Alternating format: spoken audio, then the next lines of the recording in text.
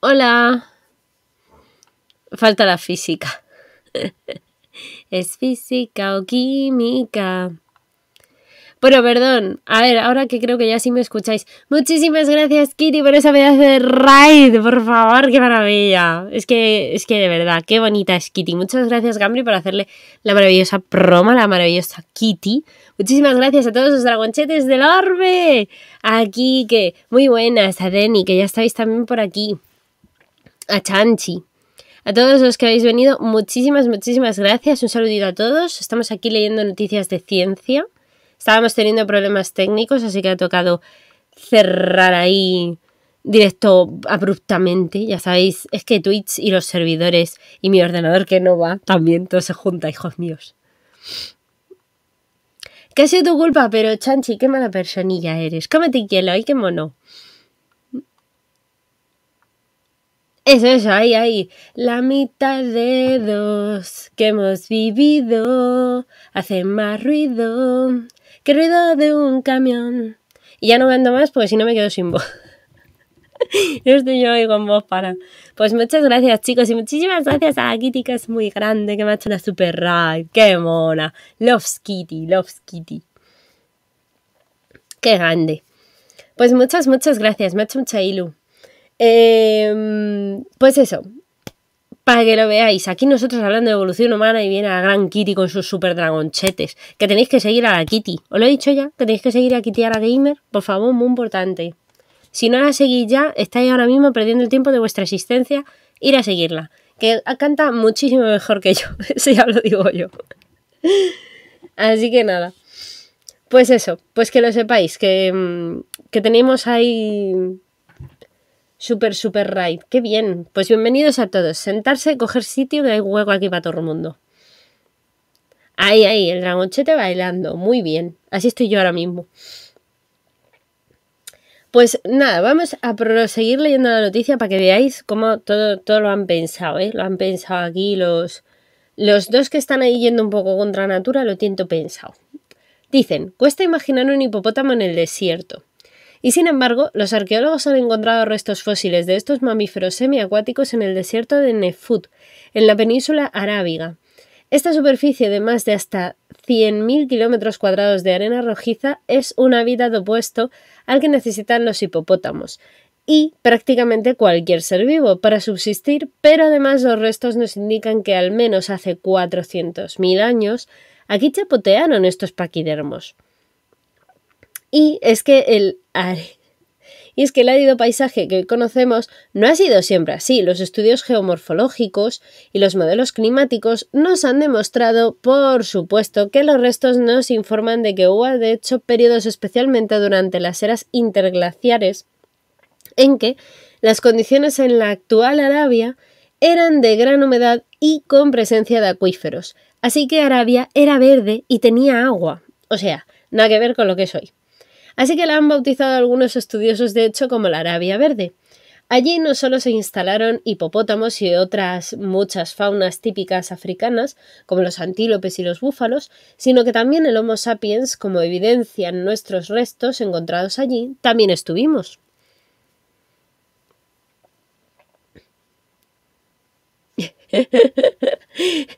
Dice Chanchi, qué cabrito. Mentira, existen hipopótamos en el desierto. Si no, mira a hipopótas e hipodón. Ay, qué bueno. En Pokémon son hipopótamos de tipo tierra que viven en los desiertos, claro. Pero es que en Pokémon todo es posible. Esa es la clave. En Pokémon todo es posible, Chanchi. En la vida real, pues no, hijo. En la vida real no. Porque somos más espaciales. Totalmente, los hipopótamos son lo más del mundo. Es que es fantasticuloso.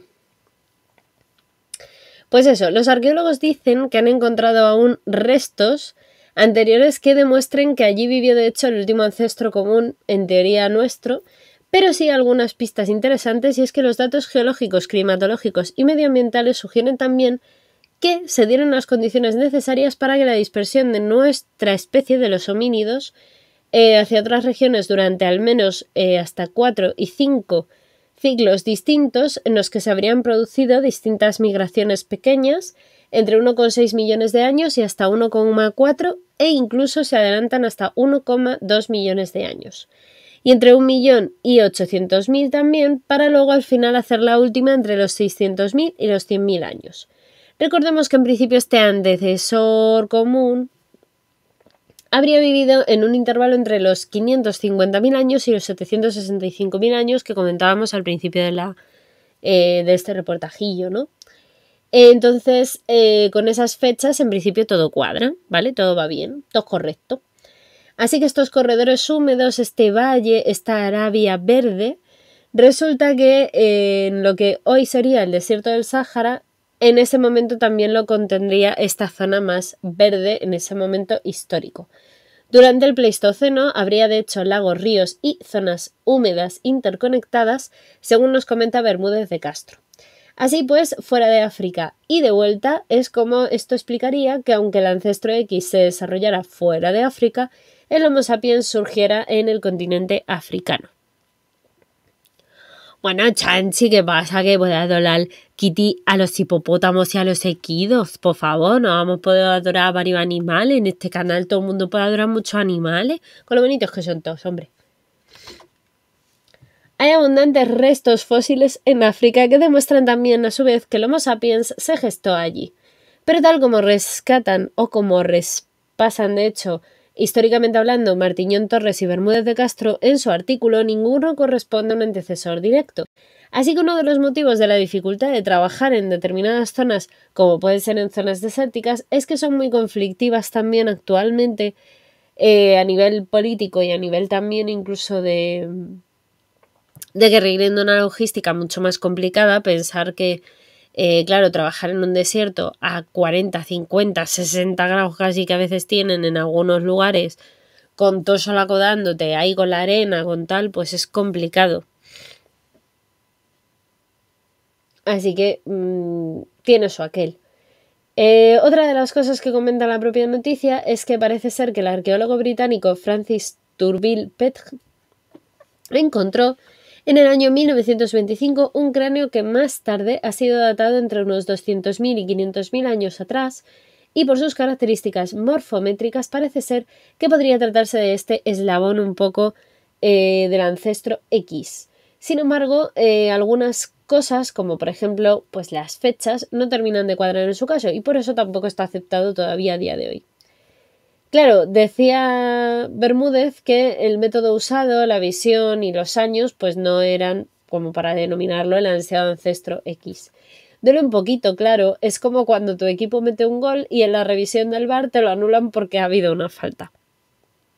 Entonces, pues bueno, ahora quieren dar un toque de atención a sus colegas científicos, precisamente nuestros protagonistas, porque dicen que al final vamos cambiando y no siempre es fácil, pero evidentemente poco a poco, cuanto más sabemos, cuanto más vamos sobre todo descubriendo en el registro fósil, pues normalmente tenemos que ir cambiando mucho el árbol de nuestra propia evolución, igual que el árbol de la evolución de los distintos organismos que viven a día de hoy.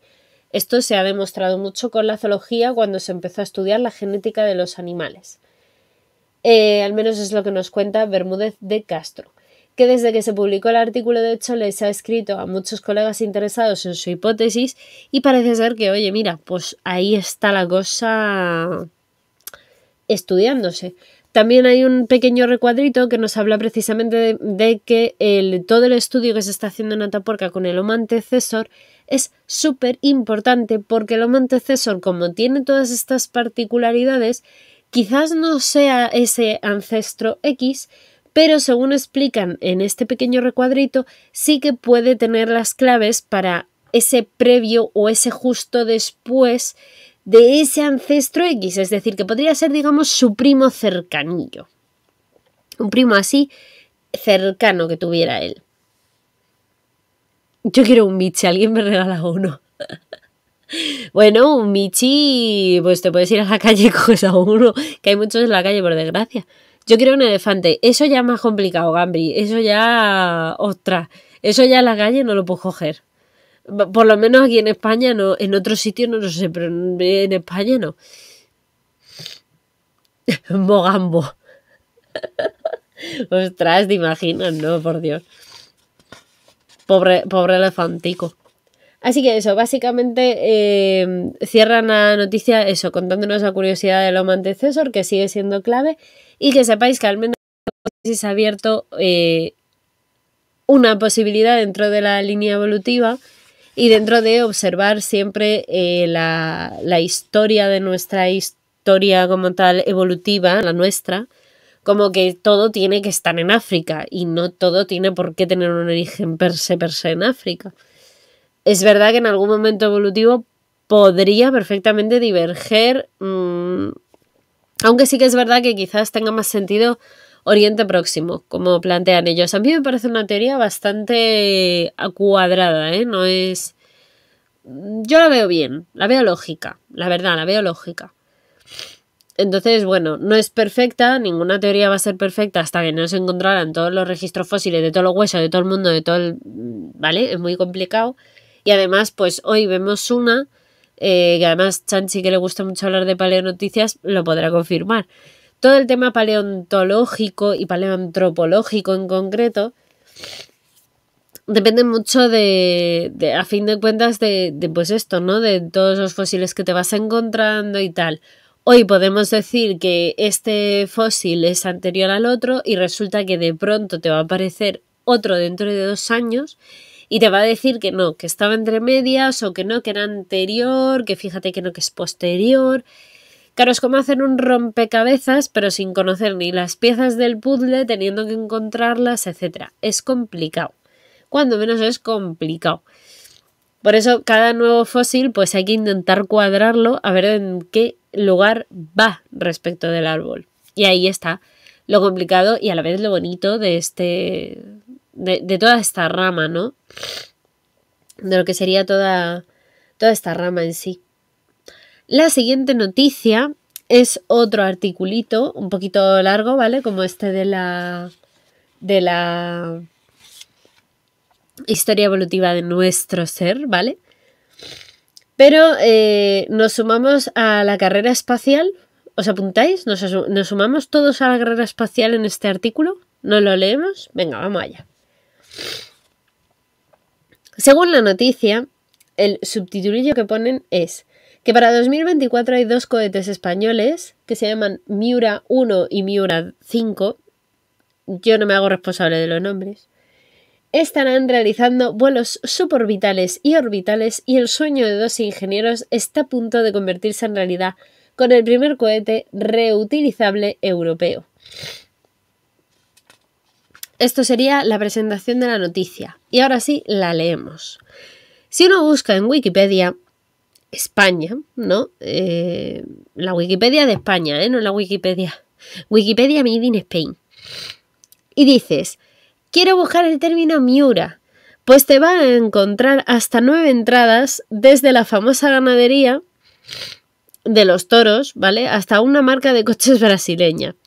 También hace una referencia a Miura, con H en este caso, intercalada, como un apellido español. Las 2 últimas entradas son para los vehículos de lanzamiento, el Miura 1 y el Miura 5, y de hecho en la página global de la misma enciclopedia digital, en la categoría de desambiguación, ni tan siquiera se mencionaron de hecho estos cohetes españoles. Y eso, que especifican más que en la página local, que el término puede referirse a Miguel Miura, un dramaturgo también español. Imagino que si los planes de la parte del space, ¿no? de todo lo que serían los lanzamientos espaciales, siguen en principio adelante, en poco tiempo los Miura 1 y 5 se ganarán una entrada en wikipedia.org y aumentarán así su relevancia en lo que sería todas las páginas .es, ¿no? de España. Asimismo, es que esta compañía, con cuarteles generales en Elche, en en un sitio de España, ¿vale? Que se llama Elche, se está abriendo paso en la carrera espacial.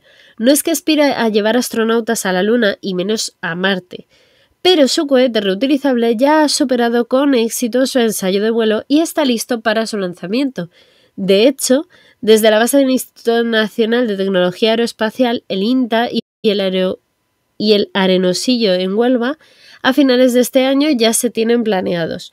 El del Miura 1 será el primer lanzamiento de un cohete suborbital español, aunque para llegar de verdad al espacio con un vuelo orbital tendremos que esperar hasta el año 2024, cuando el Miura 5 despegue desde el Puerto Espacial Europeo en la Guayana Francesa.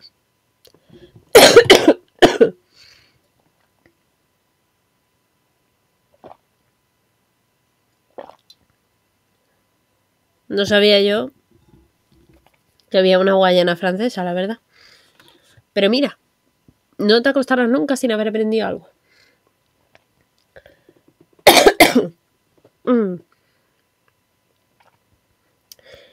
Pero sigo leyendo. Los dos lanzadores, el Miura, tanto 1 como 5, o mejor, la compañía que los está haciendo posible, es la llamada PLD Space, que son un elemento visible del profundo cambio que está experimentando en principio ahora mismo el sector aeroespacial en todo el mundo. Un cambio que, como casi siempre sucede, produce ciertas incomodidades.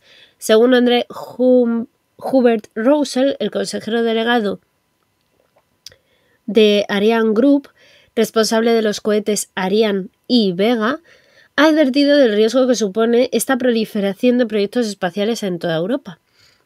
Y dice, hay una dispersión de recursos y en cierto punto hay un cierto nacionalismo que aparece en todas partes, especialmente en Alemania e Italia, que siempre han sido socios históricos de Ariane, y no debemos dispersarnos. Esto es algo que me preocupa enormemente, según comentó el CEO también de Ariane Group, ¿no?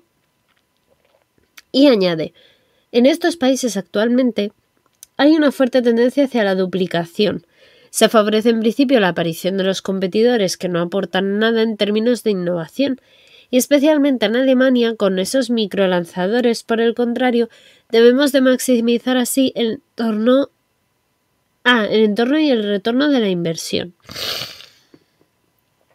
Vaya por Dios, ahora va a estar mal que lancemos dos cohetes al espacio. Hombre, yo creo que como todo, es muy caro. La verdad es que podríamos centralizarnos y colaborar todos, pero ya sabéis que colaborar en el ser humano no lo vemos. Nos gusta mucho ir por libre, ser egoístas, esas cosillas que tenemos a veces. En definitiva, que estas declaraciones del jefe de los lanzadores europeos de Ariane y de Vega coincidían temporalmente con los test del vuelo del Miura 1 y parecían casi dirigidas a proyectos como los que lidera precisamente PLD Space. Por lo que dijeron, en la industria del espacio están cambiando las reglas y los jugadores se tienen que adaptar. Comenta precisamente en una conversación telefónica el presidente, que se llama Ezequiel Sánchez. Las compañías establecidas tenían unas líneas de ingresos y unos presupuestos muy fundamentados en esa inversión institucional por parte de las agencias nacionales, que contribuyen así al presupuesto de la ESA, que a su vez contrata a unos lanzadores, pero la llegada de nuevos competidores es que lo que está cambiando el mercado y les obliga al final a redefinirse. Según Ezequiel Sánchez, reduce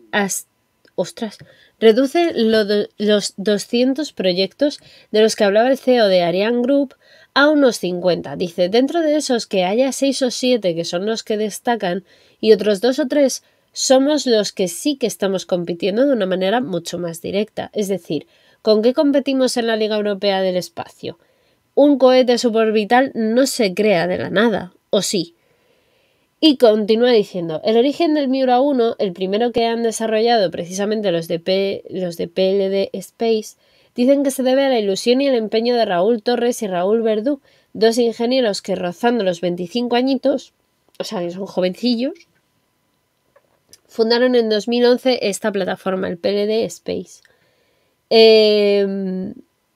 De hecho, dicen, lo suyo no fue una empresa nacida en un garaje, sino en un taller de fontanería de Elche, el del padre de Raúl Torres concretamente. En 2 años habían conseguido de hecho el dinero necesario como para demostrar que podían alcanzar un sueño con un primer cohete y construir así lanzaderas orbitales, que hoy ya es una realidad en las instalaciones de su propia empresa, del PLD Space, donde trabajan de hecho actualmente 110 personas y han logrado levantar hasta 45 millones de euros en diferentes rondas de financiación. Ostras, es una buena cifra. 45 millones. Madre santísima. Es mucho, ¿eh? Aunque bueno, para la misión que ellos quieren hacer, también os digo que se les va a ir rápido, porque eso es complicado. El Miura 1, que se lanzará en unos meses desde Huelva, será la culminación de una primera parte de este camino. El reto tecnológico es muy relevante, tanto a la hora de fabricarlo como de los equipos que se tienen que montar y que funcione así para facilitar también enormemente ese paso en una segunda fase que ya implicaría el Miura 5. No se trata únicamente de un ensayo para Miura 5, sino que además todo lo que estamos desarrollando para Miura 1 tiene como objetivo, por una parte, el comercial en sí mismo, pero está también orientado a estudiar en condiciones de microgravedad cómo se comportaría con los materiales que ellos han usado, cómo está funcionando, etc. También continúan diciendo que todo lo que es el comportamiento de gravedad de materiales y de mecanismos como sensores, el uso de fármacos incluso, transferencia de datos, telecomunicaciones, etc., llegarán mucho más lejos porque todo esto lo quieren medir con el Miura 1 y en el Miura 5 dicen que mirarán más lejos. Y en la hoja de ruta, de hecho, se plantean que es más ambicioso el Miura 1 porque es prácticamente todos esos aspectos, pero el Miura 5 intentarán no solamente lanzarlo en 2024 desde Guayana en Kourou, sino que sirva para despejar todas las dudas de que no es algo sencillo lo que están intentando hacer y también para operar así el emplazamiento conocido como el Diamond, que según explican fue desde donde se lanzaron Ariane y Vega, que son las anteriores que hemos comentado, y su idea sobre todo es que la curva de madurez de la empresa tiene que llegar con ese proceso, con Miura 5, y sobre todo lo que van a hacer ellos diferente o lo que les caracteriza es que si respondieran a los ingenieros fundadores, probablemente insistirían en que lo más destacado de ellos son los microlanzadores con propulsores reutilizables o en las separaciones de las etapas que son neumáticas y no pirotécnicas como en otros casos. Para su presidente, sobre todo, es súper importante porque la internacionalización de estos procesos les ha ayudado a reducir costes. Entonces, bueno, pues quieren crear este pequeño microcohete, como os digo, es Made in Spain. Y pues el objetivo, según explican, al final es eso. El camino y la idea, desde que se visualiza hasta que se convierte, porque claro, fijaos, desde 2011 que fundaron esto, hasta ahora no han conseguido 100% toda la financiación, hasta 2024 no va a tener como todo el proyecto guay y tal. Pero, en principio sí. El Miura 5 será como el Miura 1, pero con todo lo que haya aprendido Miura 1, porque va a volver a la Tierra y van a extraerle toda la información posible también. Y en principio está preseleccionado para volar desde el Puerto Espacial Europeo de Kourou, en Guayana Francesa, y todavía no saben 100% cómo va a ser Miura 5, porque hasta que no vean cómo actúa Miura 1, pues no sabrán 100% cómo hacer perfectísimo a Miura 5 para poder hacer la mejor tecnología del mundo. ¿Cómo lo veis? ¿Cómo os habéis quedado? Muertísimos. Os habéis quedado muertísimos porque no escribís en el chat. Así que os habéis quedado muertísimos, ya está, no pasa nada. 5 personas han caído muertas de lo interesante que era esto. Dios mío. A ver, yo creo que en realidad lo que le molesta al señor este, eso es, anonadados. En realidad yo creo que lo que le molesta al señor este que se ha quejado de lo de de Ariane y de Vega y tal, es que, a ver, por un lado sí y por otro lado no. Es cierto que son proyectos muy costosos, todo el tema de lanzar cosas al espacio y tal, pero es cierto que es complicado. O sea, quiero decir, por un lado sí, por un lado quizás deberíamos descentralizar todo el dinero en X misiones, ¿vale? Para ahorrarnos costes, para no estar derrochando y tal, y por no duplicar. Pero también es verdad que si, como se suele decir, si yo consigo hacer algo mejor que tú, o tal, porque ahora también, como todo el mundo, insisto, lo que he dicho antes, estamos todos mirando al espacio, y no miramos a nuestro planeta, pero bueno. Claro, eso es que al final esto es un poco como todas las ciencias, es ensayo y error, a base de probar y probar y probar, pues algo saldrá. Entonces esa es la clave, creo yo. Entonces no sé, yo creo que todo lo que se pueda desarrollar y tal, hay que investigarlo y hay que probarlo. Porque a la larga efectivamente dará sus frutos. Al menos en principio, claro. Obviamente esto tampoco es una panacea. Vamos a dejar un momento de lado el mirar al exterior, que está muy bien esto de mirar hacia el planeta de la Luna, hacia Marte, hacia el Sol y hacia todas las partes. Pero también hay otras noticias. No penséis que solamente os voy a hablar del espacio, por favor. No vamos a hablar solo de ET y de otras cosas extraterrestres. Os animo a que aterricemos un poquito.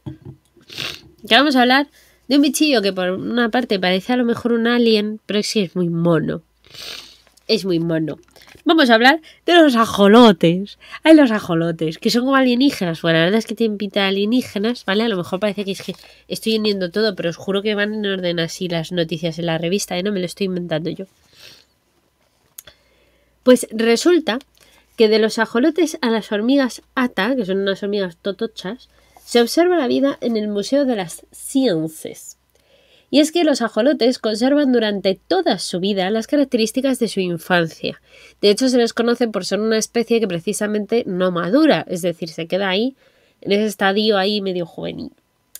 Y es que el Museo de las Sciences, que cuenta con 2 ejemplares jóvenes de ajolotes, que por su enigmático aspecto sorprenden al visitante del bosque de cromosomas, de la exposición sobre el genoma humano ubicada en la 3ª planta del museo, que explica de forma interactiva precisamente que hay 23 pares de cromosomas en el interior de las células humanas, que esto ya lo hemos comentado 1000 veces aquí, seguramente.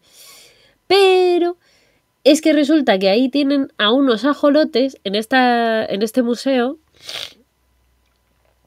que por si vais a ver el museo, pues que sepáis que están allí.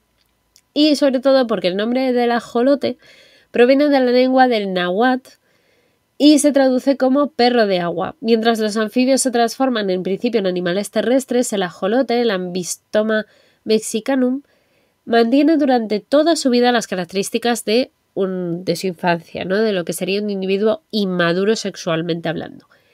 Pero esta condición le permite alcanzar de hecho la madurez conservando características acuáticas, que es algo muy característico y muy especial de los ajolotes. Los 2 ejemplares pueden de hecho contemplarse en el módulo dedicado al cromosoma 2 de la exposición, que explica cómo la especie humana es la que mantiene un estado de preadulto durante más tiempo. Esto es porque nosotros, por ejemplo, nuestra especie humana, una de las cosas que ha ido ayudando a hacer nuestra evolución ha sido poco a poco a alargar el periodo del crecimiento, tanto de la infancia como de la adolescencia. Comparado con nuestros parientes primates, por ejemplo, los chimpancés, cuando tienen... A ver si lo digo bien. Los chimpancés con 3 años son ahora mismo... con 3 años son adolescentes, ¿vale? O sea, su infancia dura de los 0 a los 3 años. De los 3 a los 6 años son adolescentes y de los 6 en adelante ya son adultos. O sea, si os dais cuenta, fijaos qué poquito tiempo, ¿no? Entre cada etapa comparado con nosotros. Nuestra infancia abarca hasta los 12, más o menos hasta los 12.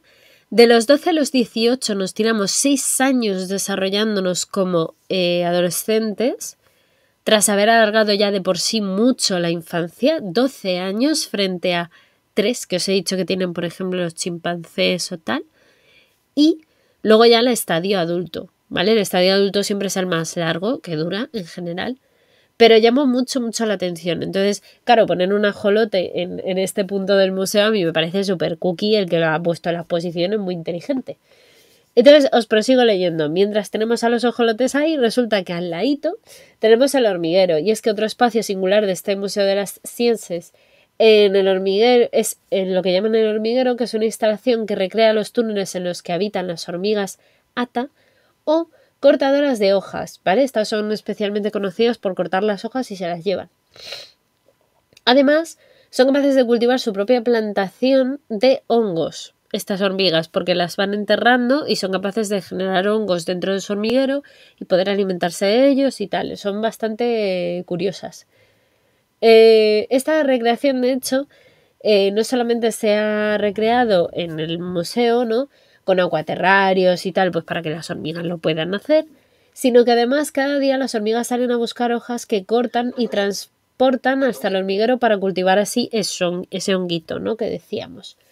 Y de hecho se las pone de ejemplo porque de hecho se vio que en 2016 se llegó a estimar que la población del hormiguero que vivía en este punto, en este sitio, era de 500.000 de habitantes. Es decir, lo ponen como ejemplo de cómo la cooperación, las organizaciones, las jerarquías en determinados organismos vivos, pues generan este tipo de maravillosas dinámicas y que les llevan a desarrollarse, igual que ocurrió con nosotros. Que esto ya lo hablamos también hace poquito. No sé si en el último o en el penúltimo directo, que además me acuerdo que dijo Chanchi, es que de verdad, ¿por qué no nos mantenemos con nuestros orígenes, que colaborábamos más y todas esas cosas? Pues porque la vida es así, porque a veces la gente es un poco espacial, de espacial K. Pero bueno, ya sabéis, la gente, cosas de la gente. Gente que no quiere colaborar, gente que es mala, hay cosillas en el mundo. La vida es un asco. No, hombre, eso no. La vida tiene cosas muy bonitas. Puedes escuchar un pájaro cantar, que es precioso, muy bonito. Puedes coger y tener un perrito que te ladre y te eche la bronca. Y te la ama también porque te quiere un montón. Hay cosas muy monas, concha. A ver, que estoy momentos que estoy revisando a ver dónde está la próxima noticia y me se ha perdido. Mira que tengo puesto un post-it, por Dios, ¿eh? Ah, vale, no se me ha perdido. Está aquí, lo puedo... Jesús de la vida. Vale, yo creo que voy a leer la siguiente noticia, que es también un reportaje, es bastante largo, y como tengo así un poco la gargantilla, que tal, os leo esta, que es un poco larga, y la siguiente, aunque tenía pensado leerla, según me encuentre, si no la leemos o no, ¿vale? Si veo que me muero mucho, pues no la leemos. Que no, hombre, vamos a intentar leerlo. Que me quedan solo 2 de las que tenía pensadas para leer en este directo. Lo que pasa es que hemos tenido interrupción, como siempre, de los FPS. Ya sabéis que le gustan sabotearme a mí. Y que yo trabaje mi paciencia en los directos, no pasa nada. Hay que respetarlos. Lo siento, os vuelvo a llevar al espacio, pero es que es de lo que habla todo el rato la revista y lo vamos a hacer. Coger otra vez, por favor, subirse al cohete, por favor, es muy importante. Abróchense ustedes los cinturones, que vamos a salir nada más y nada menos que destino hacia Marte, amigos. Sí, a Marte.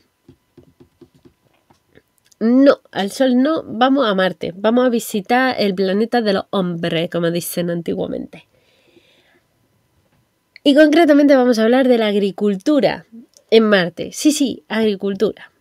Y os leo. Porque es que resulta que si hay algo que podríamos considerar marciano, es literalmente que haya plantas en Marte. Pero sí, es una de las muchas cosas que se están ahora mismo planteando. Desde martianos, por supuesto. Amarte a ti mismo es muy importante. Es muy importante. Amarse a todos a vosotros mismos es muy importante. Si no te amas a ti mismo, no tiene gracia la vida. Además, o sea, imagínate no quererte. Pues cómo te aguantas, qué tortura más grande. Vamos a ver, voy a hacer un pequeño inciso, porque también lo hacen ahora aquí al principio de la noticia. ¿Habéis visto alguno Marte? Porque si no, a lo mejor aquí hay algún spoiler. Entonces, si habéis visto la película de Marte, de Matt Damon, pues entonces no os vais a sorprender tanto de esta noticia. Quizá.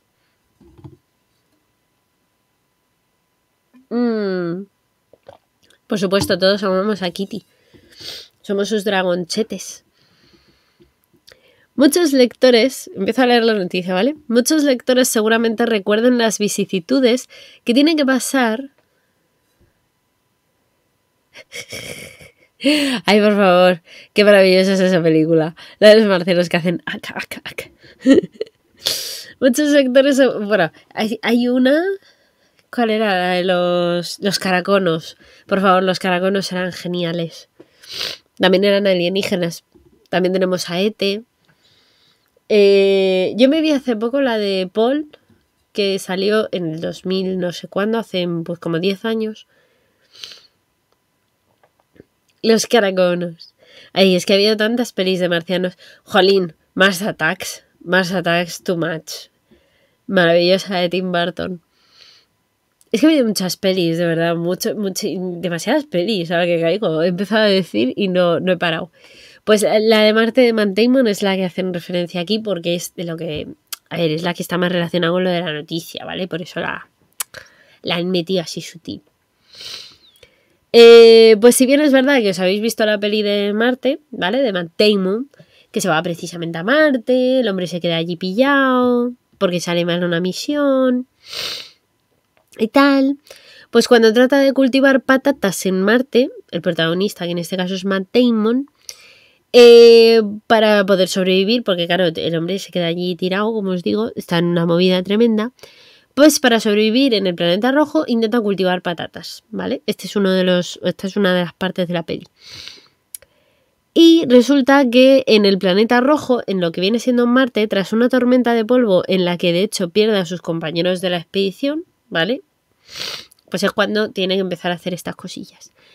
De acuerdo con el libro que inspiró la película, su autor, Andy Weir, se asesoró con expertos de la NASA sobre cuestiones científico-técnicas para poder darle realismo a la película, ¿vale? Y hay que decir que algunos aspectos agronómicos son bastante acertados, ¿vale? Y que están bastante bien por lo visto en la película. Sin embargo, hay otros importantes que son obviados y también hay algún error de cálculo que, por supuesto, también, pues con toda seguridad, habría matado al hombre y de hambre, de hecho, al bueno de Matt Damon antes de que llegaran, en teoría, pues a solucionar su problema en la película. La idea de cultivar plantas en Marte o en otros lugares fuera de la Tierra no es algo nuevo, es uno de los retos a los que se deben enfrentar en principio las misiones tripuladas de larga duración, caso que se lleva a cabo sobre todo en los estudios de la NASA y en viajes tripulados tanto de los que están previstos a Marte como de los que están previstos en general. Sobre todo el de Marte, que está previsto para 2030, están intentando investigar cómo pueden aguantar los cultivos a nivel de las condiciones de no gravedad, porque no sé si lo sabéis, pero las plantas tienen un principio que es súper importante para ellas, que se llama geotropismo. El geotropismo, precisamente por su nombre geo y tropismo, significa que van a moverse en base a la gravedad. Las plantas se crearon en este planeta, en la Tierra, y por ende ellas se han adaptado de manera que la raíz de todas las plantas tiende siempre a ir hacia abajo. Eso está, por supuesto, controlado por un montón de hormonas y un montón de cosas, que un día, si queréis, lo vemos muy detalladamente, porque es largo de contar. Pero la cuestión es que esa tendencia hacia ir hacia abajo de la raíz tiene su porqué. Evolutivamente hablando, nos interesa que la raíz vaya para abajo. ¿Por qué? Pues porque, hombre, si la raíz no fuera para abajo, las plantas no podrían a su vez tener nutrientes, ni tener agua, ni nada de nada. Y pensar que cuando empezaron a surgir las plantas, el agua es que estaba literalmente debajo de la tierra. No estaba tampoco en abundancia extrema. pero estaba casi siempre debajo de la tierra, siempre había pequeños acúmulos. Y también por encontrar algo a lo que anclarse, a lo que como organismos sésiles anclarse en la vida, tenía que ser al suelo, a la geografía, pero sobre todo al geotropismo, a esa tendencia de que hay una gravedad que hace que los cuerpos se sientan atraídos por el núcleo de la Tierra, que tiene todo el sentido del mundo en realidad, pero que, oye, pues a veces cuesta un poco imaginarlo, o por lo menos tenerlo en mente. Así que tras esta ubicación de este problema que te puedes encontrar cuando te vas a Marte y resulta que la gravedad es distinta, pues igual el geotropismo de una planta que se ha desarrollado en la Tierra no funciona en Marte. O a lo mejor sí. Esa es la clave de lo que se está intentando investigar. Y tras este paréntesis os sigo leyendo la noticia. Y es que se comenta que las plantas no solo proporcionan alimento fresco, ¿vale?, a las personas, sino que también evidentemente nos dan oxígeno, una cosa muy importante, porque si no nos moriríamos, nosotros sin oxígeno no podemos vivir, y también otros muchos bienes tangibles, como puede ser, por ejemplo, el bienestar psicológico. También se sabe que, pues por ejemplo, tener plantas, pues normalmente son lo primero que surge, pues para que luego haya otro montón de organismos vivos, ¿no? Desde nosotros hasta, por ejemplo, herbívoros, en fin. Es súper importante que haya plantas en cualquier lugar que quieran vivir. Es que es muy importante. Entonces, para cultivar plantas en el espacio, igual que para hacerlo en la Tierra, hay que tener en cuenta los requerimientos de estas para poder crecer adecuadamente en esas condiciones. En principio, la mayoría de las plantas cultivadas crecen satisfactoriamente entre 10 y 30 grados centígrados, por lo menos en nuestro planeta. La luz es similar a la que tendríamos de duración de día y de noche. O sea, nuestras plantas están adaptadas a las 24 horas diarias que nosotros tenemos y a nuestro giro alrededor de nosotros, que nos permite tener ciclos de 24 horas. El dióxido de carbono de la atmósfera, agua, nutrientes, la gravedad que os decía antes, que también es tan importante, ¿no? El que haya ese geotropismo, esa orientación de la raíz hacia abajo y de una planta que también tiene su sentido de decir, oye, que necesito tener las hojas arriba para que me dé el sol a mis hojas y entonces pueda realizar la fotosíntesis. Cosillas que son importantes, ya sabes. Pues en definitiva, en la Tierra todas esas necesidades han ido coevolucionando. Las plantas han desarrollado y han evolucionado en este planeta. Pues, hombre, todo está hecho a diseño perfecto y de miles de años y de genética ahí dando el callo, trabajando cada día. Pero claro, ahora imaginaros que yo una planta me la llevo a Marte. Pues entonces ya la cosa no funciona igual. Porque evidentemente en Marte el cultivo al aire libre estaría totalmente descartado, porque no tenemos las mismas condiciones. No tenemos, entre otras cosas, la temperatura en Marte actualmente se estima que las mínimas son de menos 80 grados centígrados. Las mínimas. Que en el día ni de blas. O sea, tienen otras temperaturas muchísimo más frías. Insisto, tanto de día como de noche. Por otro lado, tampoco tenemos el geotropismo desarrollado con la gravedad de Marte, sino con nuestra gravedad. Entonces, no podemos de pronto hacer chas y hacer magia. Otro de los problemas también, evidentemente, el tema del agua. Entre otras muchas cosas. Entonces, cuando en la peli, y si no la habéis visto, pues no sé, os recomiendo que os vayáis 5 minutos y ahora ya luego lo veis, ¿vale?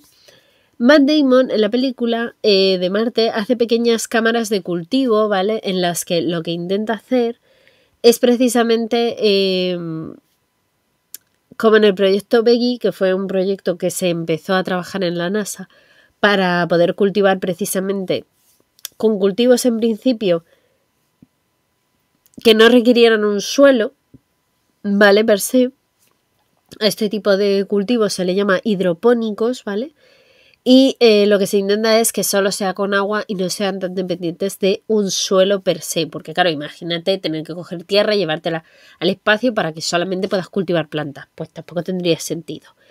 Pero lo más curioso es que la capa más superficial de Marte no es propiamente un suelo como los que podemos encontrar en la Tierra. Entonces, como es más bien un regolito, es decir, el resultado de meteorización físico-química de rocas que sin ningún tipo de ser vivo por allí, como microorganismos o lombrices que permitan que pues, se vuelva permeable y pueda entrar una planta y viva en ello, pues hay que tener en cuenta que la presencia de estos seres vivos y de la materia orgánica que tenemos en nuestro suelo, pues no está en Marte. Es que no está en Marte y no se puede tampoco recrear porque ya os digo, es muy complicado.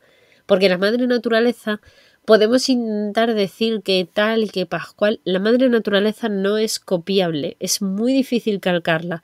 Está tan bien diseñada, es como el mejor reloj del mundo, diseñado con una precisión, con una fluidez, con una maravilla hecha tan grande que no se puede recrear 100%. Es que es muy difícil, por no decir imposible.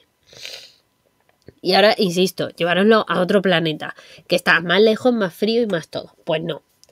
Pero es cierto que la naturaleza de las rocas marcianas es rica en minerales ferromagnésicos, es decir, que es la responsable de que, por ejemplo, se dé ese regolito, es decir, que es muy rica en hierro y en magnesio.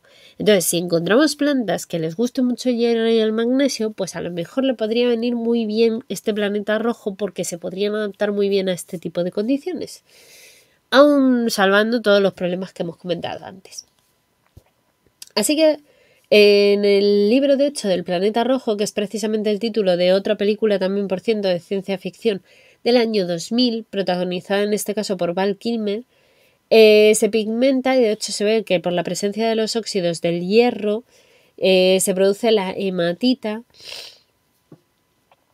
que es un componente que, entre otras cosas, está en las rocas y es una fuente óptima de muchos nutrientes esenciales para las plantas, como por ejemplo el potasio, el calcio, el magnesio, el fósforo, el azufre y la mayoría de los micronutrientes como el hierro o el cobre, que de hecho las plantas suelen necesitar. O sea, en principio esto sería la repera limonera, o sea, sería perfecto.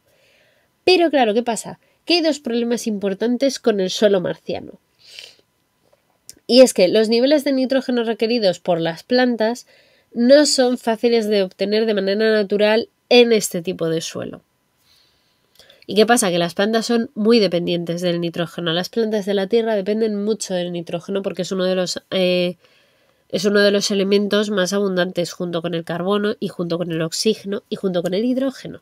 De hecho, suele ser el cuarto. Así que es muy, muy complicado. Y también hay otro punto importante, y es que no solamente es el nitrógeno, que podría ser un gran problema en el suelo marciano, sino que también tendríamos el otro problema, que es el lavado de los percloratos, que se enlaza con otro requisito esencial a su vez para poder cultivar las plantas en Marte, y es el tema del agua. Los percloratos son un complejo, ¿vale?, que se produce en las moléculas normalmente de las plantas y que ayudan a que se pueda captar el agua y además retenerla y poder gestionarla de manera adecuada por las plantas, que son muy inteligentes. Claro, ¿qué pasa? Que si de esto no hay en el suelo marciano, pues os podréis imaginar que entonces por mucha agua que yo le pusiera, no sé cómo deciros, igual pues tampoco tiene éxito.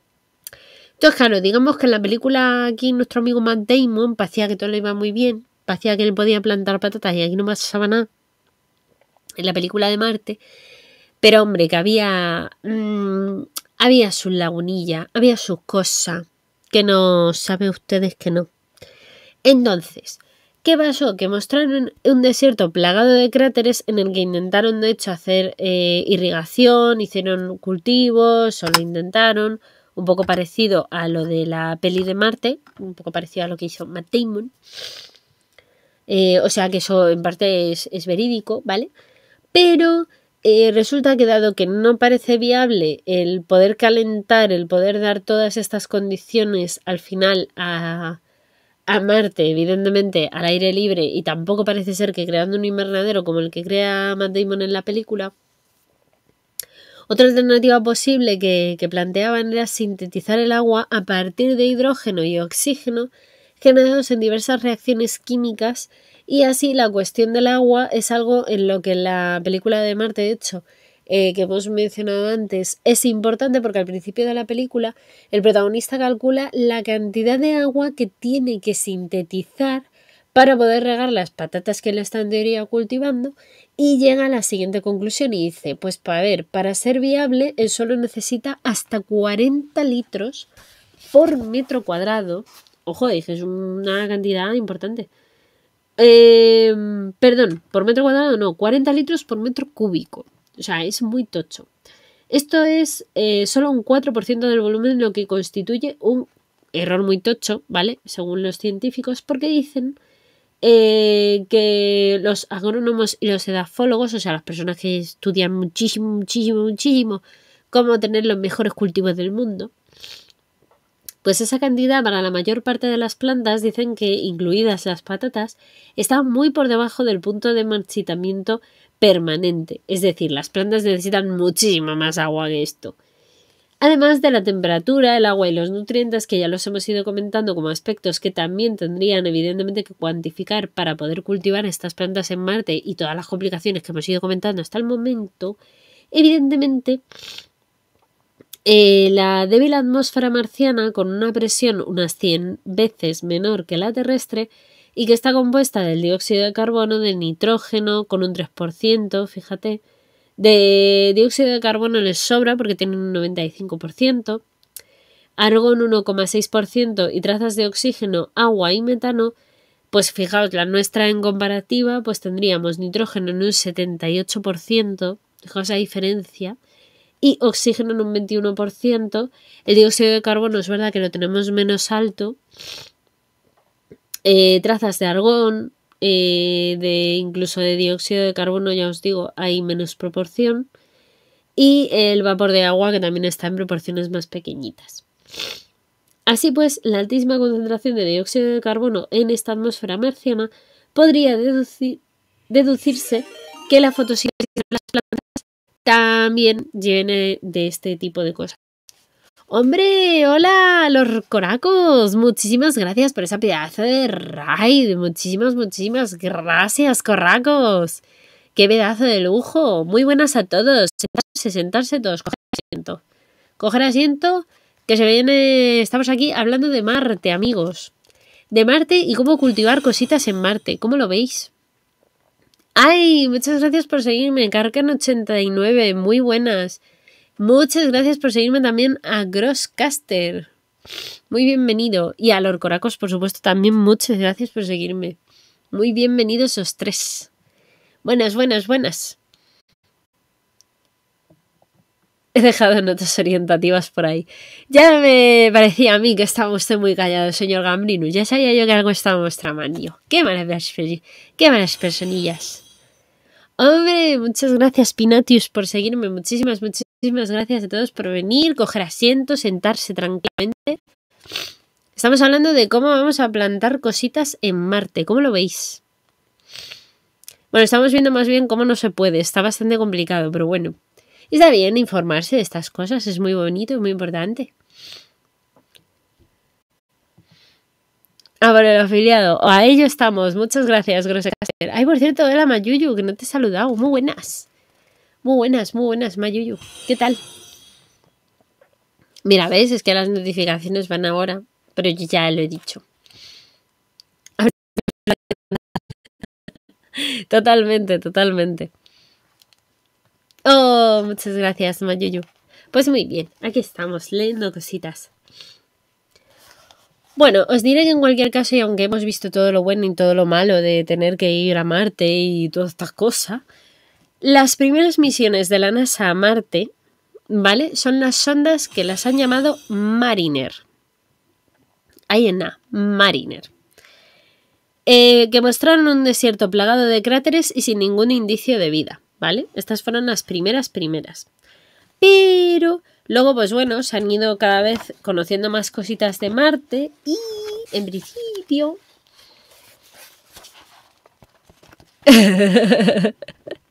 Pues para que veas, Coracos, para que veas. Sí, parece que vamos a llegar. Estamos solo a miércoles. Bueno, ya jueves, porque técnicamente ya han pasado las 12 de la noche. En teoría es jueves, creo. Bueno, pues sí, parece mentira.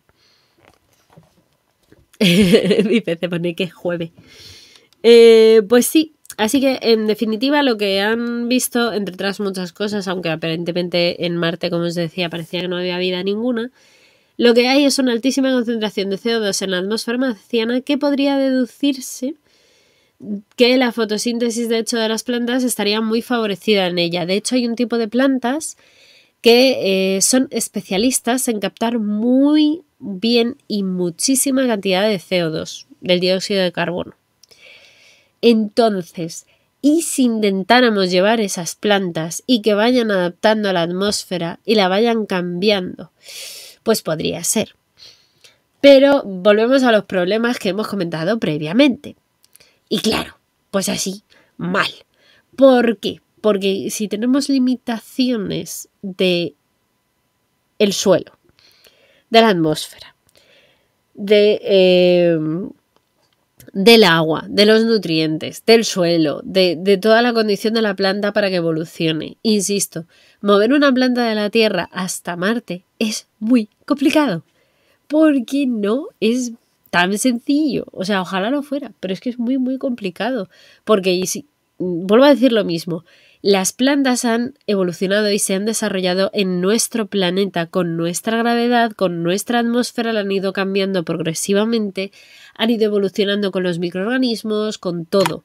Entonces, recrear de pronto eso en Marte es sumamente complicado. No digo que sea imposible, probablemente la palabra imposible no sea, pero que va a ser complicado, va a ser muy complicado. Y yo dudo mucho que lo vayamos a llegar a ver. O sea, me parece muchísimo más fácil que si lo consiguiéramos, tendríamos primero que conseguir, insisto, eso, que muchas plantas llegaran a vivir allí, conseguir cambiar la atmósfera, conseguir además que las plantas sean capaces de enraizar allí y conseguir que lo hagan todo solitas con el tiempo. Eso en nuestro planeta han sido miles de millones de años de evolución. Mucho tiempo.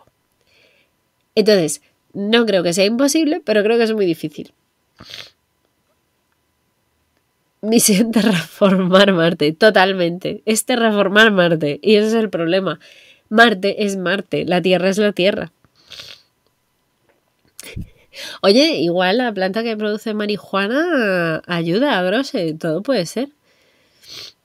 Para que no... Oye, ¿te imaginas que nacieran Marías y Juanas? Oye, sería fantástico.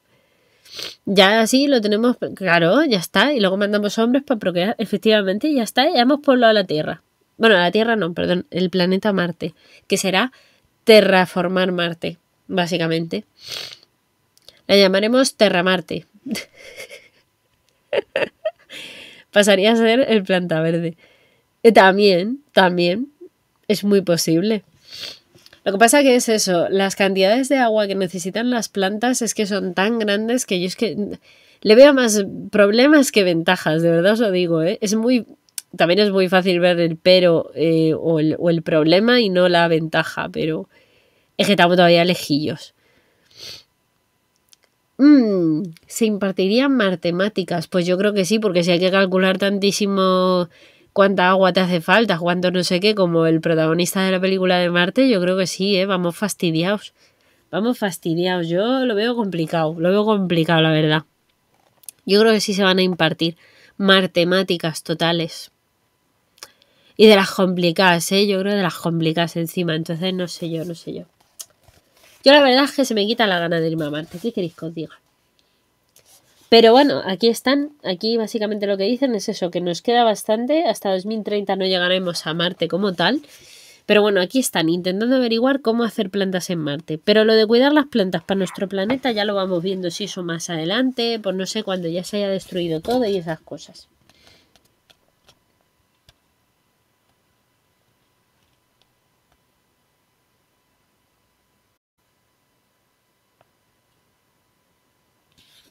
Y luego tenemos la... Uy, perdón. Yo tengo entendido que Marte lo fundó una mujer llamada Marta, que le robó la idea a una visionaria llamada Estrella, pero quizá han equivocado.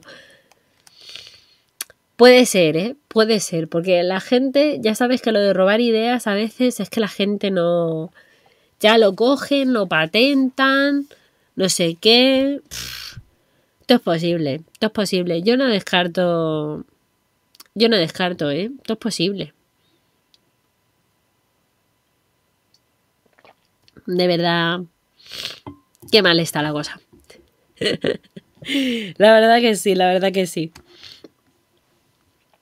Pero no, lo cierto es que es cierto además, os digo porque me ha hecho mucha gracia la noticia, porque yo justamente hace 2 o 3 días han echado la película de Marte en la tele y me la estuve volviendo a ver y claro, hay partes que sí, que sí, que tienen sentido y está muy bien, pero hay otras partes que dices, es que esto no tiene ningún fundamento ni ningún sentido.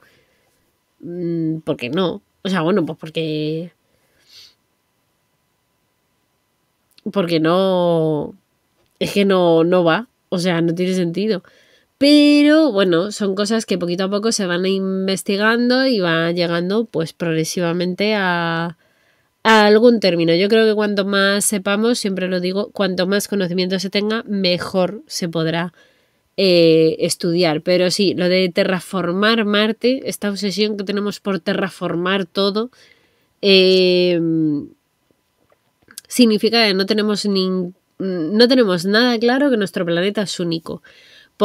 Esta gente no fue al colegio y no le explicaron que la distancia que tenemos nosotros como planeta en el planeta Tierra respecto del Sol y respecto de todo es tan mágico, o sea, es tan perfecto, es tan perfecto la distancia que tenemos respecto del Sol. Que hayamos pasado por tantos miles de años de evolución para llegar a obtener la atmósfera que tenemos, que hayamos desarrollado microorganismos, después ya vinieran organismos más complejos que fueran capaces de hacer la fotosíntesis y que progresivamente fueran oxidando la atmósfera para que hubiera oxígeno. Ese oxígeno que nosotros utilizamos y que nosotros tenemos. Todo ese proceso, toda esa evolución, que por cierto espero algún día traerosla en un juego que es súper chulo, que os lo recomiendo, se llama Cell to Singularity, es maravilloso, es un juego que precisamente habla de todo el desarrollo de nuestro planeta, incluidos nosotros y tal, lo resume bastante guay, yo lo quiero venir y jugarlo en directo, pero no puedo todavía porque el ordenador peta, pero bueno, estoy trabajando en ello y la verdad es que es maravilloso, o sea, yo creo que es una de las maneras mejor de entenderlo.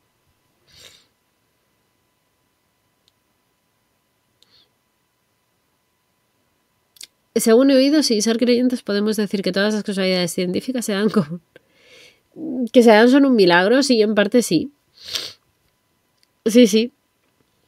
La verdad es que sí. O sea, yo siempre en esto hablo a veces en modo muy coloquial, ¿no? De un milagro o de magia, pero realmente yo evidentemente sé que hay ciencia, o sea, todo eso es ciencia pura y dura.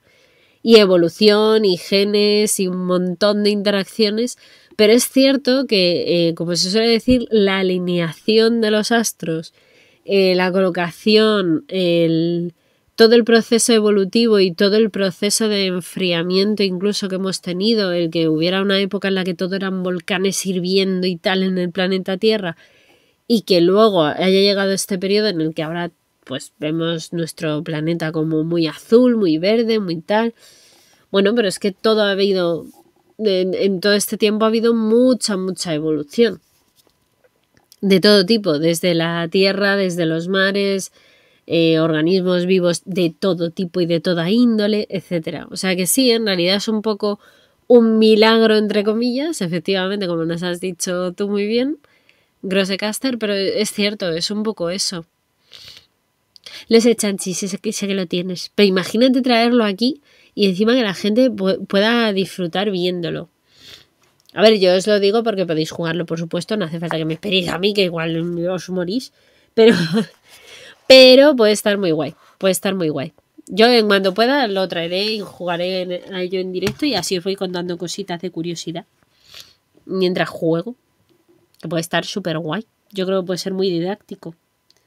Y sobre todo muy divulgativo y científico, así que pues bien. Pero vamos, sí, literalmente es magia casi. Y un milagro, como decíamos, lo que ha pasado en nuestro planeta, y por eso terraformar Marte, pues yo lo siento, romper las ilusiones de la gente, pero creo que es complicado. Lo sé. Es que yo te doy buenas recomendaciones, Chanchi. Es que a veces doy buenas recomendaciones. No siempre, pero a veces sí. Sometimes happens. Pues mirad, vamos a cerrar el directo de noticias con la última que tenía preparada para hoy, que es precisamente sobre la mirada del abismo, se titula así la noticia, pero es realmente una exploración a las profundidades oceánicas que se ha recuperado en los últimos años este interés, porque, claro, a ver, está muy bien mirar hacia el cielo, todo lo que queramos, y al espacio, está muy bien. Pero yo lo he dicho al principio del directo y lo reiteramos ahora, que también hay que mirar nuestro planeta Tierra, que también hay muchas cosas todavía aquí que descubrir y que no tenemos ni idea de cómo van, ni cómo funcionan, ni por qué son así. Pues aquí viene... Yo miro al infierno. No, hombre, por favor, al infierno no. Al infierno se le saluda así de pasadilla. Tampoco nos volvamos locos. Pues bien, os leo. Según el propio artículo, empiezan diciendo: escribió Nietzsche que si miras fijamente al abismo, el abismo te devuelve la mirada. Y últimamente parece ser que la está devolviendo a los exploradores a través de las ventanillas de un sumergible de profundidades máximas llamado el Limiting Factor. Operador normalmente por la empresa estadounidense de la exploración Caladan Oceanic y diseñado por Triton Submarines. Desde el año 2018 ha realizado decenas de inmersiones tripuladas a los puntos más profundos del océano de todo el mundo, en la llamada zona Hadal, que le llaman, una enorme extensión de mar que abarca todo aquello que está por debajo de los 6.000 metros de profundidad. Esto incluye, de hecho, las enigmáticas trincheras hadales, que es una serie de al menos 37 largas y angostas depresiones esparcidas en el lecho marino, algunas de hasta casi 11.000 metros de profundidad.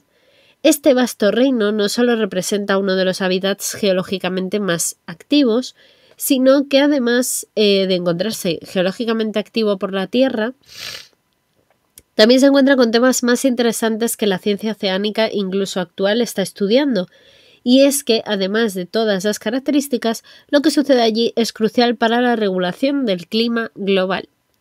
Sí, pensamos que lo del cambio climático está por ahí, pero en el fondo está en el fondo del océano. A ver, pensemos que esto también es una cosa que ha costado mucho estudiar, porque llegar hasta el fondo del océano por las presiones, incluso por un tema de que no hay luz, etcétera, pues ha costado mucho a nivel tecnológico desarrollar equipos y también tecnologías que nos permitan introducirnos tan abajo en el océano y en el mar. Entonces es importantísimo. Por otro lado, es verdad que los extraordinarios ecosistemas dentro de las fosas hadales, que son el opuesto a los Everest de la Tierra, ¿vale? Serían el punto más bajo. Sí que están sometidos a una brutal presión hidrostática, ¿vale? Una presión muy grande por parte del agua, sobre todo.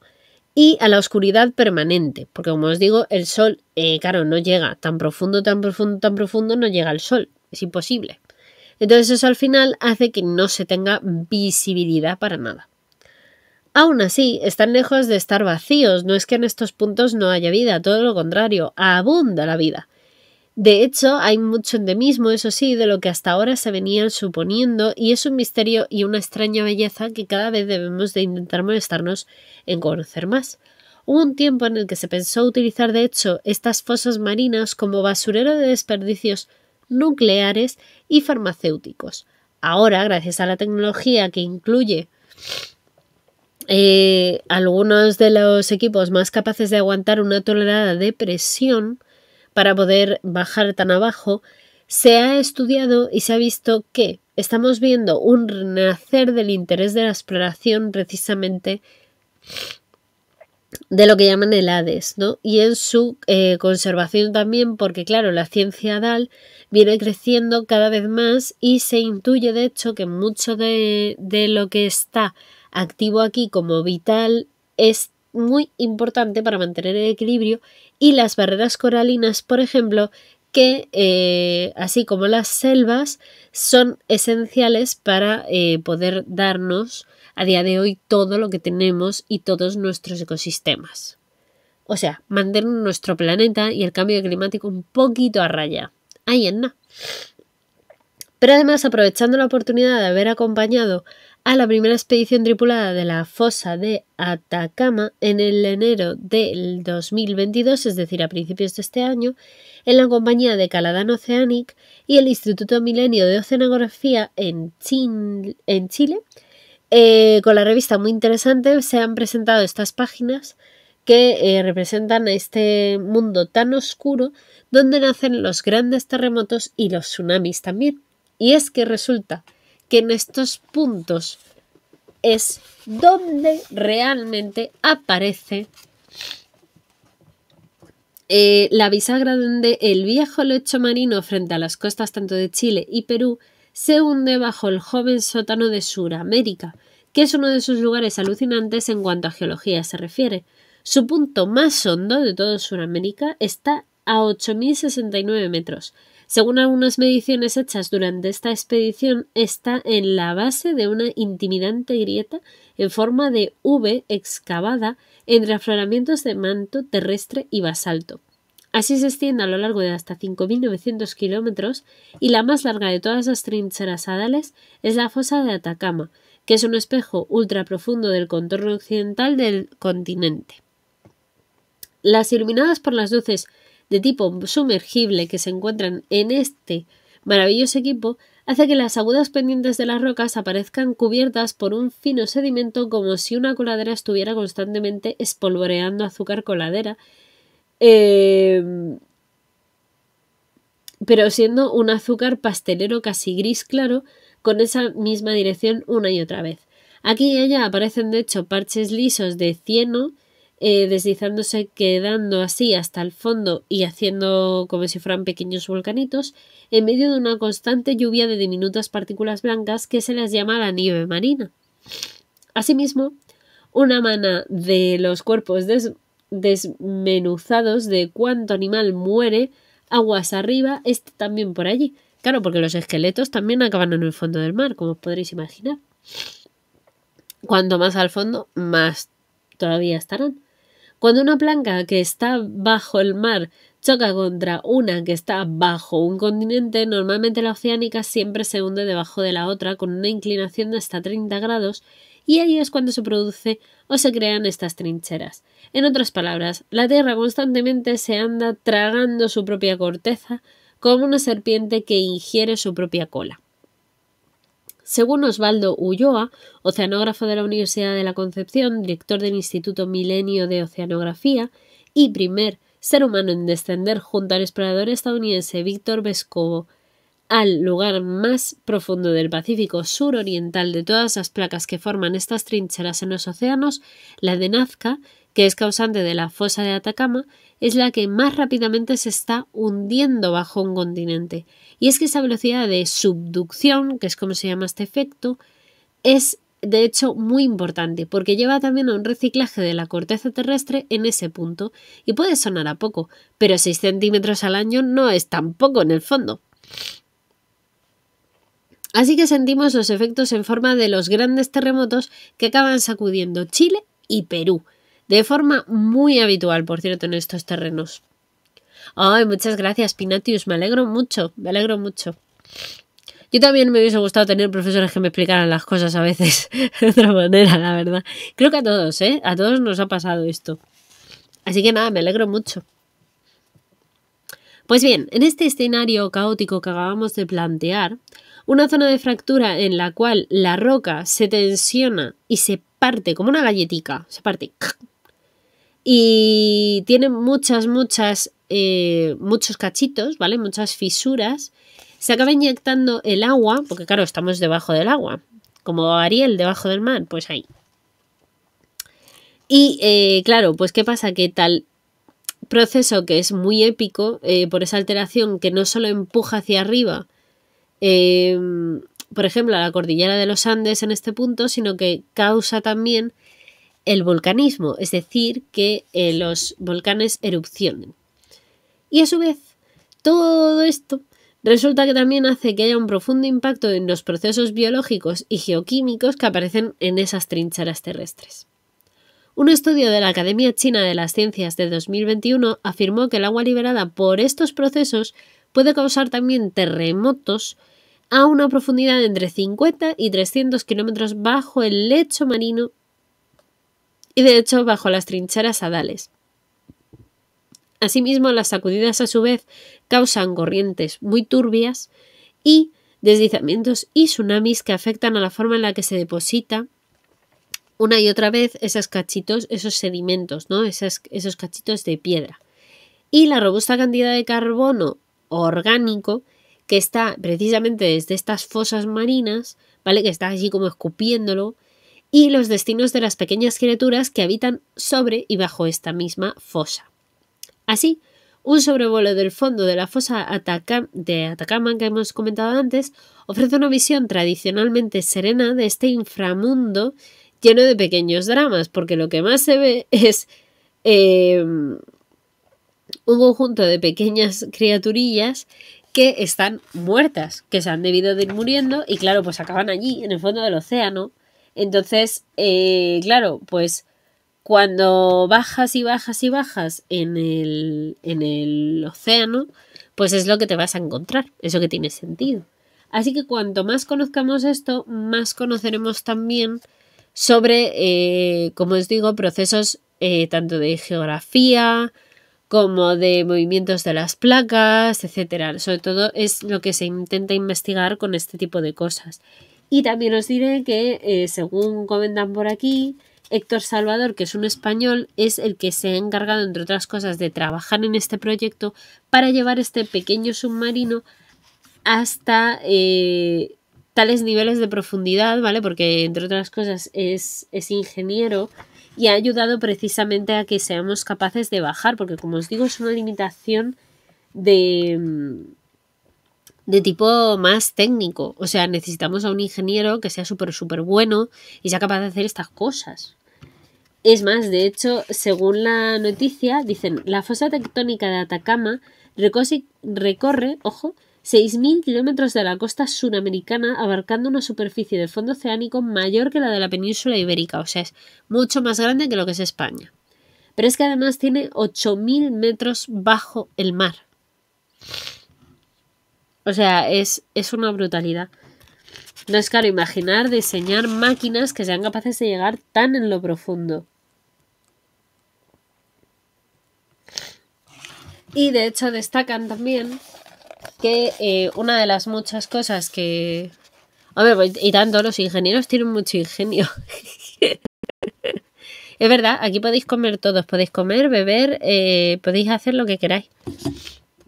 Podéis hasta silenciar a la profesora si queréis. Eso no lo podías hacer cuando estabas en clase. Pues eso, allí abajo, ¿vale? En las fosas estas, hay muchísimas criaturas endémicas, ¿vale? Pero para que os hagáis una idea, están incluidas un montón de especies, desde gusanos, estrellas de mar, bivalvos, medusas, nematodos que caminan, ¿vale? Un montón de corales, un montón de peces. De hecho, muchos de los individuos que viven en estos fondos tan oscuros son de color rojizo. Aunque es curioso que este color normalmente suele desaparecer a los 100 metros. Vestirse de colorado en la oscuridad de las profundidades es como ponerse una capa de invisibilidad, lo que les conviene con respecto a sus depredadores y por tanto pues para no ser presas, vaya, que no te coman. Los bivalvos sobre todo y los crustáceos parece ser que son los que tienen más éxito porque son los más abundantes y también pues eso, que sean de color como rojizo llama mucho la atención porque en principio el tener, o sea, al estar tan en el fondo del océano no es fácil que tengas un color tan vistoso porque en teoría no te llega la luz solar, pero hay que tener en cuenta que eso depende más, la coloración del cuerpo del individuo depende más de la alimentación y también pensar que a lo mejor si es rojo le ayuda a poder aguantar mejor altas temperaturas, que es lo que suele ocurrir en estas fosas oceánicas donde son como volcanes pero debajo del agua. También son puntos que no solamente son muy calientes, sino que también tendría sentido que precisamente porque estoy en el fondo del mar, me interesa que como no hay luz, pues tengo que tener un color vistoso, no necesito tampoco realmente ocultarme mucho, o sea, está todo oscuro a negro, o sea, tampoco pasa nada si voy con un vestido rojo y deslumbro, no pasa nada. Pero también parece ser que esto puede ser por una cuestión de adaptación a las altas presiones. Asimismo, la adaptación a las altas presiones se la ha llamado la piezofilia, que es una de las claves, según los expertos, que está sobre todo en principio en las grasas, ¿vale? Los lípidos de los propios individuos, ¿vale? De lo que componen los cuerpos de los seres vivos. Entre ellas, pues los aceites, las ceras, las grasas que nos componen a nosotros, pues estos resulta que lo que ocurre es que forman no solamente las membranas celulares y que tienen un montón de funciones, que si las queréis conocer un poquito más, yo os recomiendo que os vayáis a mi canal de YouTube porque es que ahí lo cuento todo muy despacito y muy bien. Y es que es un tema muy amplio y muy extenso, también os digo, y es una pena que no lo cotilléis. Pero una de ellas, sobre todo, es regular la fluidez de la membrana, ¿vale? Es una de las grandes funciones que tienen las grasas. ¿Y qué significa la fluidez de la membrana? Pues que es muy importante que la membrana pueda entrar y salir cosas de la célula. Esto es de sentido común. Tiene todo el sentido del mundo que las cosas tengan que poder entrar y salir con facilidad. Entonces, los lípidos o las grasillas pues ayudan normalmente a este tipo de cosas. ¿Qué pasa? Que hay un límite fisiológico para los peces sobre todo, según se tiene estudiado, y es que hay una molécula llamada el óxido de trimetilamina o el TMAO que para estabilizar las estructuras de las proteínas, al parecer más allá de los 8.200 metros, los niveles de esta sustancia en las células del pez no le serían tolerables, es decir, se moriría. Entonces es muy importante porque curiosamente las bacterias, por el contrario, están tan a gusto en las zonas de las fosas oceánicas que en ellas son recientes las expediciones que han visto que es que literalmente hay capas y capas y capas y capas de bacterias. Y en Atacama parecían de hecho haber hasta largos hilos de color amarillento dorado que estaban en todo el fondo oceánico. Es decir, que son no solamente pobladores de este mundillo, sino que literalmente son los reyes. Bueno, a ver, yo creo que los microorganismos son los reyes de cualquier punto del planeta. Pero aparte de eso, pues llama muchísimo la atención. También esto tiene mucho que ver, por lo visto, con el tema de la descomposición de los organismos. Hay que tener en cuenta lo que os he dicho antes. Todos los cadáveres van a acabar en el fondo absoluto del océano. Entonces, ahí tiene que haber mucho microorganismo que ayuda a la descomposición de esos cadáveres, claro. Por eso se ponen allí las botas. Y de hecho, según se ha visto también, un estudio de 2012 vio como un anfípodo Adal de las Marianas mostró tener una enzima capaz de digerir incluso trozos de madera hundida, porque claro, los animales se adaptan a todo y a los naufragios ni os cuento.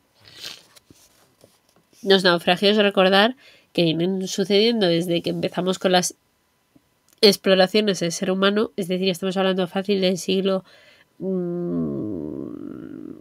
XV, yo creo desde el siglo XV, si no me equivoco, ha habido un montón de expediciones. Entonces, claro, todas esas expediciones han sido en muchos casos con barcos. Barcos que naufragaron, barcos que acabaron en el fondo del océano.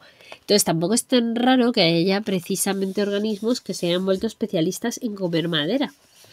Aparte de los muchos árboles que acaban por el ciclo del agua. ¡Ay, que se ha caído un árbol en mitad de un bosque y está justo, ¡pum!, ha caído al río! Pues ese tronco va a acabar llegando por todo el ciclo del agua hasta el océano y esas trazas de madera alguien las tendrá que consumir. Pues aquí están estos bichitos. De hecho, hay varios estudios en las salales que se están multiplicando actualmente, pero no se acercan en cantidad ni de lejos a los que se hacen, por ejemplo, en una barrera de coral, ¿vale? Las barreras de coral ya hemos hablado en algún otro directo que son muy importantes. Y lo son. Pero también es verdad que aquí, hombre, aquí también hay que estudiar. Entonces, ¿por qué hay tanto interés en las fosas y en este asomarnos al abismo? Porque hay mucho que descubrir a nivel biológico, a nivel geológico y también porque al final conocer también todos estos procesos nos permitirá analizar no solo una gran parte de la biodiversidad que no conocemos seguramente de nuestro planeta porque no la hemos visto, pero también pues, por todo lo que hemos tenido por aquí de movimientos de placas y todo este desarrollo que al final, si lo paramos y lo pensamos, pues hombre, es bastante heavy. O sea, no estamos hablando de cualquier cosa. Así que este es básicamente el reportaje y tal. Tiene imágenes bastante chulas, la verdad. Así que, pues eso, pues este sería un poco el análisis. No sé cómo lo habéis procesado, cómo lo habéis visto.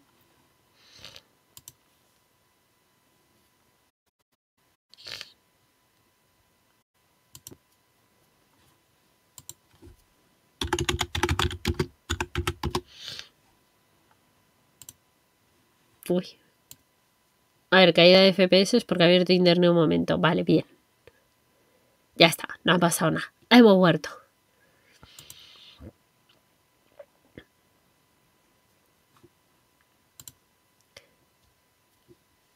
Bueno, espero que lo hayáis visto bastante bien y que os haya gustado la noticia también. A mí me parece súper curiosa. Yo lo he visto genial. Me alegro mucho, Gambri. Me alegro mucho. La verdad es que yo creo que igual que estamos todo el tiempo... Ya es que estoy cansada ya de estar resfriada. Llevo toda la semana. Los padres no existen. Y los Reyes Magos existen, que van a venir ahora dentro de poco, en teoría. Porque si no existen, tío, menuda tristeza de vida, ¿no? Estaría bien, estaría bien. La verdad que sí. A ver. Que estoy mirando un monumento porque estoy pensando a ver a quién le vamos a hacer la raid. ¿A quién le vamos a hacer la raid? ¡Ay! Uf, tengo paleontologizing, qué maravilla. ¿Queréis más ciencia? Si queréis más ciencia, nos podemos ir con paleontologizing. Si no queréis más ciencia, porque ya os he saturado un mogollón, tengo a una personita que está con Minecraft y a otra personita que está charlando, pero Bagueto probablemente... Bagueto probablemente va a hacer algo. A ver, Javi Primo creo que también está jugando a cositas. Hay por aquí personita. Los reyes son los microorganismos. Mira, en esto estoy completamente de acuerdo contigo, Gambrinus. Nada existe, todo es un sueño de resines.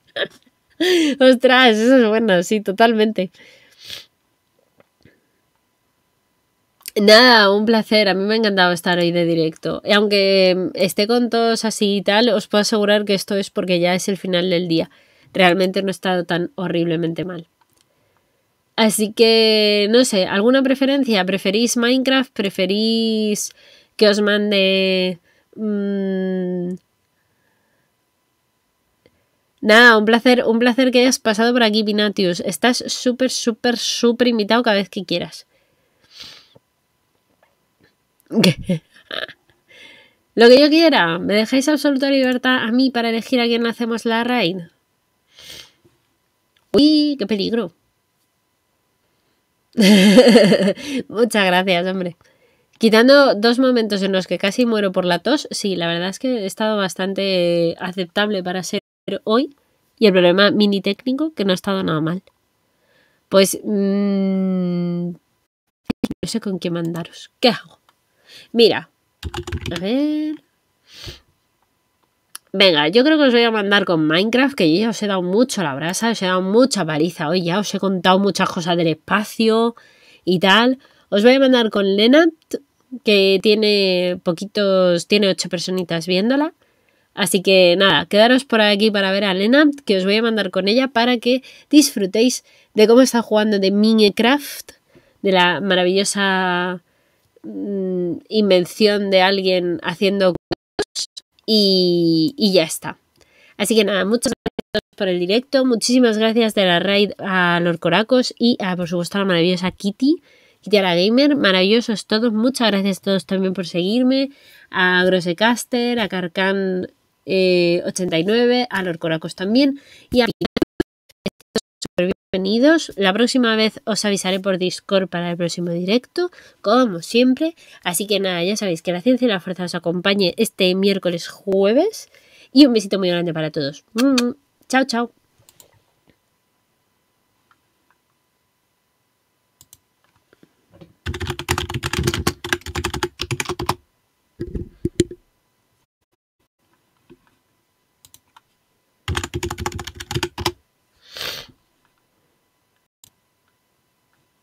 Yup. A ver, uy, no va. Reina Amu, qué manía con decir con que me da reina a mí misma, que no me va a dar reina a mí misma, leche. Manía, calla. Ay.